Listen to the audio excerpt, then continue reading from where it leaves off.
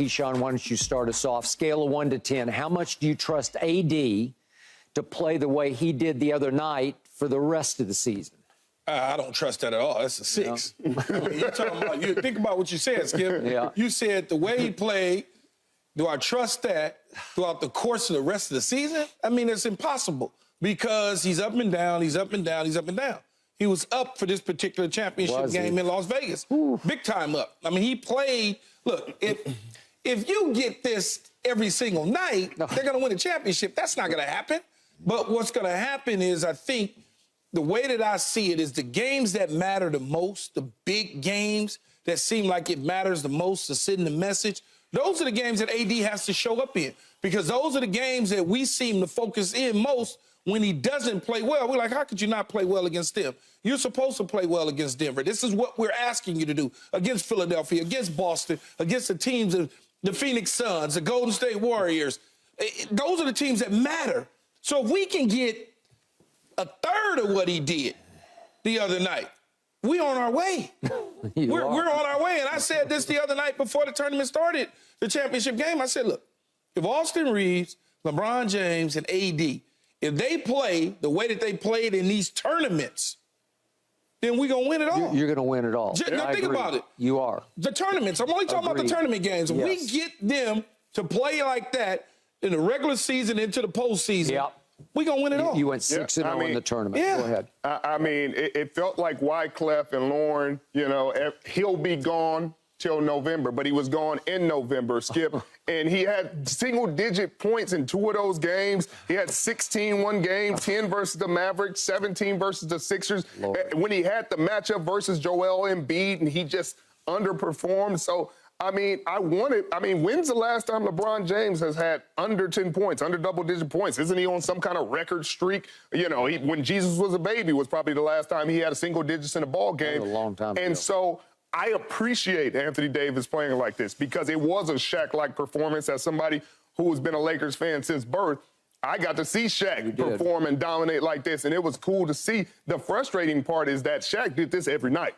Shaq was every single night like clockwork. You can close your eyes, wake up out of a coma. If he was still playing for the Lakers, he's going to be dominant. And with Anthony Davis, one thing that was really weird to me about this whole in-season tournament is the effort that the team played with, the intensity that they played with each and every night of these tournament games. Even in the regular season tournament games, they were playing with a different kind of effort, intensity. And then we're going to see it tomorrow night, and it's going to go back down. It's going to go back down to the regular season, and we're just floating through. I hope not, Skip, but that's what it feels like. And it's frustrating because Anthony Davis shows us this kind of potential. It is. No, go ahead. No, he shows us this kind of potential, but then he shows us 9-point performance, 9-point performance. It's like, no, give me at least half of this every night, and we won't stop calling him. What did you call him, Skip? Always disappearing? Always disappearing. He is. He's always disappearing. Go ahead. I was going to say, I think this means it meant a lot to them, and it just winning, going 6-0, but winning the in-season tournament for the first time, obviously, but also the financial reward to their teammates, it felt like something. But they get paid in the postseason for playoff victories anyway. So hopefully, Skip, this carries over when playoff time comes, which is a while from now, that they realize, okay, we got a chance to possibly get a ring, but we also have a chance to help out these younger dudes put some skin in their pockets. Fine. Great. I kidded on Twitter after the game Saturday night. Will LeBron now push for a downtown parade on Monday here in L.A.? Okay, but it felt like that when you watched them celebrate. You just can't help yourself. Okay, but think about this. It was just 12 days earlier.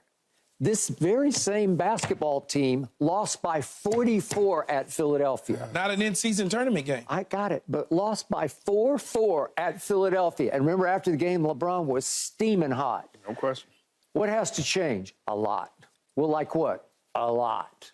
Well, I guess a whole lot changed, but not immediately, because 2 nights later, they went to Oklahoma City and they lost by 23. This same basketball team with these same players. Again, not an in-season tournament game. Okay. Well, it's over, man.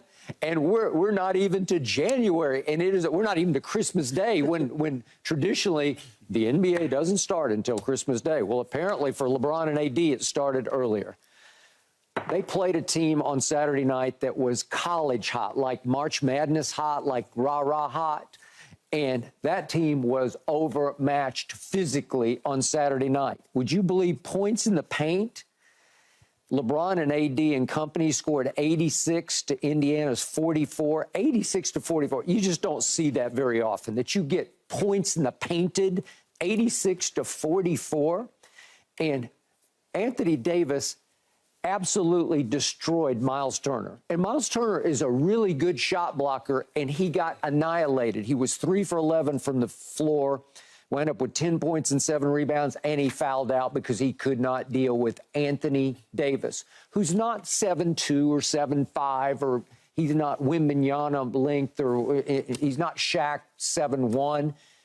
I think he's about 16. I was looking at Anthony stand next to LeBron in the postgame and the celebration. He might be an inch taller than LeBron.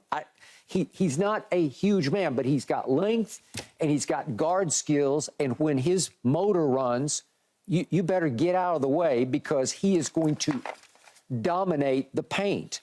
But it felt like an indictment to me once again, because we just don't see this that often. We don't see it nearly enough. Well, it happened too, though, Skip, because the one thing that we all been kind of, not necessarily screaming, but asking for Anthony Davis to do is do what? Get closer to the basket. Get closer to the basket. He attempted 0 threes. So when you attempt 0 threes and you're scoring 40 points, those points are coming from the paint, which should tell him 44. that that's where his butt needs to be. He needs to be right around that area. I agree. You know, every now and then, if you want to pull an open three, okay. But for the most part, get down low. Right. The game is that simple sometimes. LeBron took 1 3 and missed it because they didn't need threes. Didn't need it. It was a blueprint, a purple blueprint for how great this team can be. I wasn't kidding. I picked this team to win it all before the season started, because this team is loaded. And I loved it that LeBron stepped right up to the microphone as he accepted his MVP award, and he said, "We're still missing Gabe Vincent," because they are. He is a really good basketball player who's gutsy and a big shot taker and maker. Let him get in this rotation and start making threes and start D'ing people up. This team, Rob Pelinka did a sensational job of assembling this roster. And if it can play to its potential, it just showed you on Saturday night, this is who we can be. Well, we got a whole lot of basketball left here. Don't make it an indictment. Don't make us look back at it and say, well, what was that? Right. Why can't you sustain at all? And again, they're not going to do it every night, but they go to Dallas. What is it, tomorrow night? Yeah, I think it's tomorrow night in Dallas. Okay, you can beat those guys. Just go do it. Play with the 75% of the effort that you play with in the in-season tournament, and I'd be good with that. All they got to do is outside the locker room door, is in-season tournament at the time. That's all. Just in-season tournament. I feel it. All right, back to the Dallas Cowboys, who are about to be on their way. They're about to shuffle off to Buffalo, which is now a 1.5-point favorite over the Cowboys at home this coming Sunday. I think it's at 4:15 Eastern, 4:25 Eastern, maybe. Really? A 1.5-point favorite? Favorite? Huh? A team that struggled against Kansas City versus a team that blew out Philadelphia?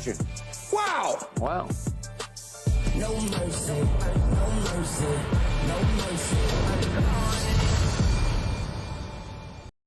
Thanks for watching, Undisputed fans. Do you want more highlights from the show? Make sure to click that subscribe button for all the exclusive content from Undisputed.